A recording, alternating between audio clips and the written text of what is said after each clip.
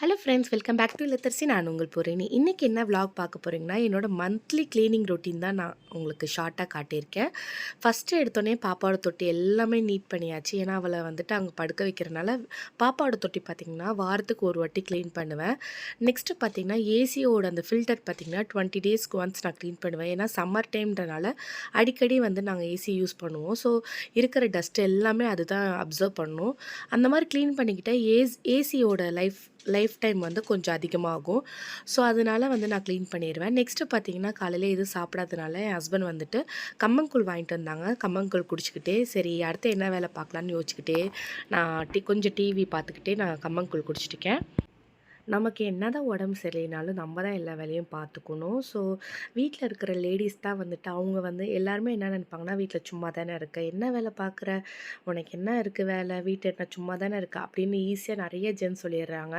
ஆனால் வீட்டில் இருக்கிறவங்களுக்கு தான் வந்துட்டு அந்த அருமை தெரியும். வீட்டில் வந்து என்ன தான் நம்ம க்ளீன் பண்ணாலும் அகெயின் இவங்க பார்த்திங்கன்னா, என் ஹஸ்பண்டை பொறுத்த வரைக்கும் அவங்க ஒரு ஒரு துணியை எடுத்தாங்கன்னா 10 துணி விழுவும், திரும்பி அடுத்தே எடுத்து திணிச்சிட்டு போயிடுவாங்க.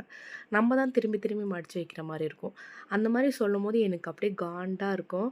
என்னடா நம்மள சும்மா இருக்காங்க அப்படின்னு சொல்கிற மாதிரி இருக்கும். ஆனால் வீட்டில் இருக்கிற லேடீஸ்க்கு தான் தெரியும் எவ்வளோ வேலை இருக்கும் அப்படின்னு சொல்லிட்டு. ரூமோட அவுட்புட் இப்படி தான் இருக்குது. எப்படி இருக்குன்னு மறக்காமல் கமெண்ட் பண்ணுங்கள். நெக்ஸ்ட்டு பார்த்திங்கன்னா கிச்சன் பார்த்திங்கன்னா நான் மேக்ஸிமம் நான் டெய்லி அதிகமாக இருக்கிற இடம் வந்து கிச்சன் தான். ஸோ எனக்கு வந்து கிச்சனை வந்து கொஞ்சம் மாற்றிக்கிட்டே இருப்பேன். இப்படி இருக்கும், இந்த பொருளை தூக்கி அந்த சைடு வைப்பேன். ஏன்னா கொஞ்சம் நம்மளுக்கு டிஃப்ரெண்ட்டாக இருக்கும்போது தான் வீட்டில் இருக்கிறவங்களுக்கு வந்துட்டு அப்போ தான் கொஞ்சம் மைண்ட் டிப்ரெஷன் இல்லாமல் இருக்கும். நான் வந்து ஒர்க் போகாதனால வீட்டில் தானே இப்போ பாப்பா பார்த்துட்ருக்கேன். ஸோ எனக்கு வந்து டிப்ரெஷனாக குறையணும்னா இந்த மாதிரி வேலையை தான் நான் பார்ப்பேன். ஸோ இந்த மாதிரி மாற்றங்கள் பண்ணி வைக்கிறனால நம்மளுக்கு மைண்ட் ஃப்ரீயாக இருக்கும். நம்மளுக்கு ஏதோ புது கிச்சனுக்குள்ளே வந்த மாதிரி ஒரு ஃபீல் இருக்கும். ஸோ அந்த மாதிரி நான் ஏதாவது மாற்றிக்கிட்டே இருப்பேன்.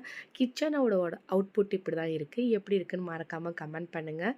நெக்ஸ்ட்டு பார்த்திங்கன்னா, ஒவ்வொரு ரூமாக எடுத்துகிட்டு வந்தோன்னா நம்மளுக்கு ஈஸியாக க்ளீன் பண்ணிடலாம். இப்போ ரூமுக்கு சுத்தம் பண்ணிவிட்டு பாப்பாவை நான் அங்கே போய் வச்சுட்டேன். ஏன்னா ரூமு கிச்சன் எல்லாத்தையும் அட் எ டைமில் செஞ்சேன்னா வீடு ஃபுல்லாக டஸ்ட் ஆகிடும். அதனால் கொஞ்சமாக தான் நான் ஒவ்வொரு ரூமாக எடுத்துக்கிட்டேன். அடுத்தது பார்த்திங்கன்னா ஹாலில் பார்த்திங்கன்னா ஆல்ரெடி ஒட்டடெல்லாம் அடிச்சிட்டேன். இது வந்துட்டு என்னோடய வளைகாப்பு வளையல். இதை வந்துட்டு நான் ஆற்றுல போடுறதுக்கு வச்சுருக்கேன். நெக்ஸ்ட்டு பார்த்திங்கன்னா ஹால் வேலையும் முடிச்சிட்டேன். ஹால் பார்த்திங்கன்னா ஒரு 2 நாளைக்கு முன்னாடியே நான் க்ளீன் பண்ணிட்டேன். ஃப்ரிட்ஜு, அதுக்கப்புறம் ஒட்டடை அடிக்கிறது, ஃபேன் துடைக்கிறதெல்லாம் முன்னாடியே முடிச்சிட்டேன். ஏன்னா பாப்பாவையும் வச்சுக்கிட்டு சாயையும் வச்சுக்கிட்டு என்னால் சுத்தமாக முடியாது. அதனால் நான் மேடும் வச்சுக்கல. மேடு வச்சு பார்த்தேன். பட் அவங்க க்ளீன் பண்ணுறதுக்கும் எனக்கு செட் ஆகல. இருந்தாலும் நான் பண்ணாதான் எனக்கு கொஞ்சம் திருப்தியாக இருக்கனால எனக்கு வேணான்னு சொல்லிட்டேன் ஹஸ்பண்ட் கிட்ட. நானே பார்த்துக்கிறேன், நானே எல்லா வேலையுமே பார்த்துக்கிறேன் அப்படின்னு சொல்லிட்டேன். நான் வந்து கொஞ்சமாக பண்ணிப்பேன். நான் கொஞ்சம் வேலை இருக்கும்போது ஹஸ்பண்ட் பார்த்துப்பாங்க. ஸோ துணி பார்த்திங்கன்னா இந்த ட்ரிப்பு மட்டும் முடிச்சிட்டேன்னா அவ்வளோதான், வீட்டு வேலை முடிஞ்சிருச்சு. ஓகே ஃப்ரெண்ட்ஸ், இந்த விலாக் உங்களுக்கு பிடிச்சிருந்துச்சுன்னா மறக்காமல் சப்ஸ்கிரைப் பண்ணுங்கள். நாளைக்கு இன்னொரு வீடியோவில் மீட் பண்ணலாம். பாய்.